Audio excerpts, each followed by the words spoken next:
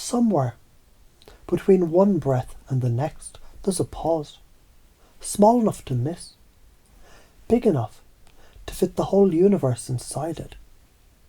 And in that pause, you might start to notice you've been tuning every sigh a micro adjustment, every thought a string tightening or loosening.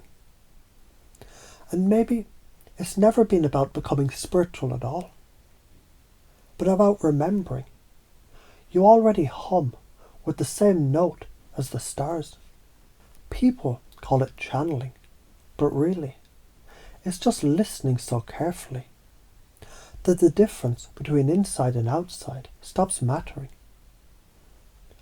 When you watch a child draw, and you know exactly which colour they pick next, that's intuition. When you finish someone's sentence, because you both felt the same unspoken pulse, that's psychic resonance dressed up as empathy. You've been doing it all along. Now you're just learning to do it on purpose. Imagine your awareness as a prism. Every belief you hold bends light a little differently. Some bends sharpen colour, others steal it. The practice is simple. Notice which beliefs make life feel wider, and keep those. The rest, thank them for their service and let them dissolve. That's what frequency upgrade really means. Biology adjusting to belief. Electricity learning new choreography. Science would call it neuroplasticity. Mystics call it ascension. Same dance, different soundtrack. And when you let your intuition lead, you might feel that tingle. The one between thought and action. That's the body's way of saying yes, this direction. Ignore it often enough. The world feels flat. Follow it often enough, and coincidence becomes conversation. Now, if you want to play with cause and effect, here's a thought experiment.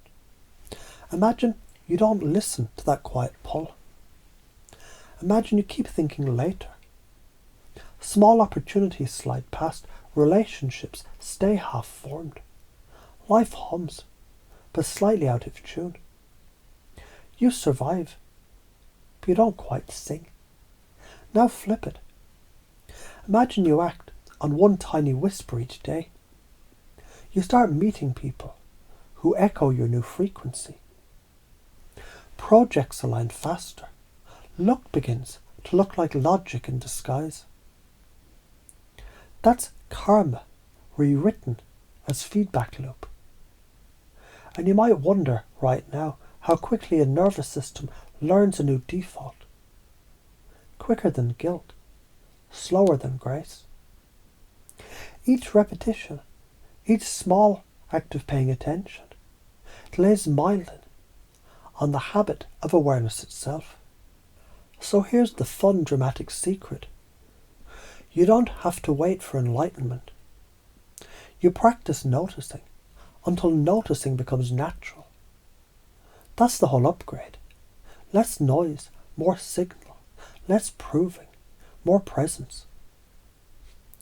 You can even swear at the process if it helps.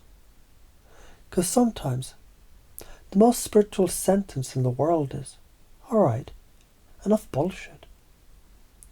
Let's actually feel what's true. And when you do, life starts talking back, in symbols, in numbers, in coincidences so elegant. Even the skeptical part of you laughs and says, okay, fine. You realise separation was just a labelling error.